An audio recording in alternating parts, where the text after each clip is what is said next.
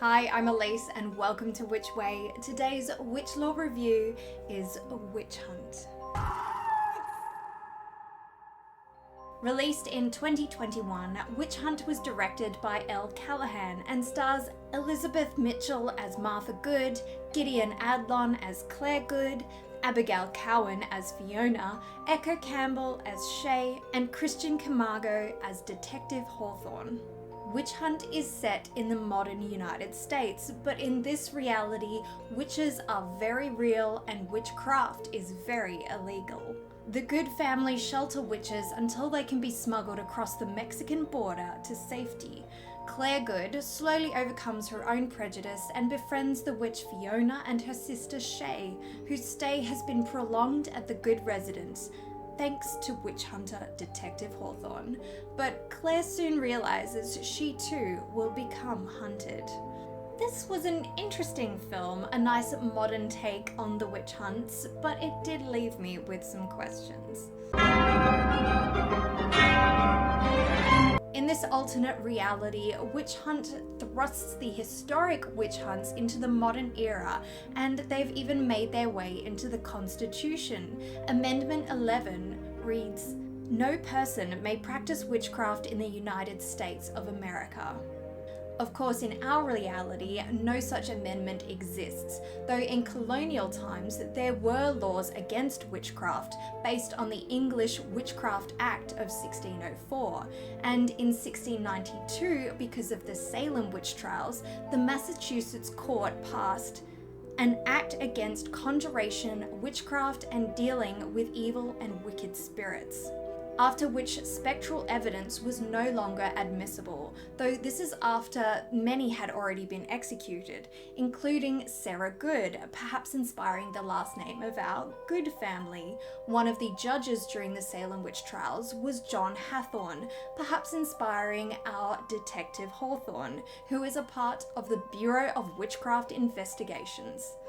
On a couple of occasions, we see the BWI shooting witches with salt, and it's alluded they cannot cross a salt line. Folklore beliefs have salt being a pure substance, so it repels evil and witches. Even though these are modern witch hunters, they still use archaic tests and execution methods. We see Claire having a prick test where every mark on her body has a needle inserted. The premise? To see if it draws blood. At least this test was actually carried out in sanitary conditions, not like when it was actually done. Historically, self-proclaimed Witchfinder General Matthew Hopkins and other witchfinders used this method to identify witches. Any mark on their body was pricked with a witch pin, and if the accused felt no pain or if no blood came from the mark, it was indeed a witch's mark, a sure sign they had made a pact with the devil.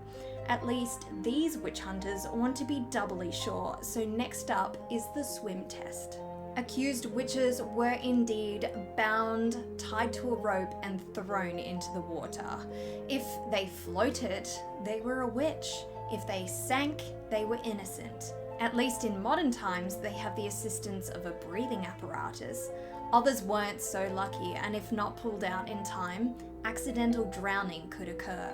According to King James in his Demonology, water would repel the guilty as they rejected their baptism. Here though, if found guilty, these witches were either sent to witch camps, or I'm guessing if they were repeat offenders, they were burned at the stake. As far as I can find, no accused witches were burned at the stake in America. If found guilty of witchcraft, they were either imprisoned or hung as criminals. I think the difference is that witchcraft being a crime, they were treated as criminals, so hung, though if witchcraft was heresy, like in parts of Europe, they were then burned at the stake. These are modern times though, so there are more humane forms of capital punishment, so why the whole burning at the stake thing? Also, couldn't you just get people to step over a salt line or sprinkle some salt on them instead of such horrific tests?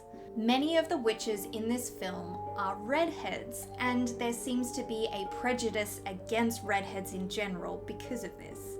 Throughout history, red hair has been seen as otherworldly, and there are no shortage of red-haired witches in pop culture. Many believed redheads could be vampires or were more likely to be witches, but this is perhaps because of the scale of the witch trials that occurred in Scotland, where red hair is much more common. Our redhead Fiona is seen drawing from the Thoth tarot deck. Abigail Cohen has also portrayed a witch before, Dorcas, one of the weird sisters in Chilling Adventures of Sabrina. Fiona and Claire decide to go to a bar to dabble in magic, which is highly illegal, and a bar is a public place, so not very clever on their part. Gideon Adlon, who portrays Claire, has also been a witch before. She plays Frankie in The Craft Legacy. Claire's best friend, Jen, portrayed by Lulu Antarixa, who is anti-witch here, portrayed the witch Penelope Park in Legacies. This film scores for history. It was an alright film, though they never really did explain what was so bad about witchcraft. Though maybe that's the point, no one ever really did. Let me know what you thought of this film in the comments below, and any other witchy films or series you would like me to review. Follow me on socials for some additional content, and hit that subscribe button to keep me going. There goes the cat. Thank you very much for watching here on Witch Way.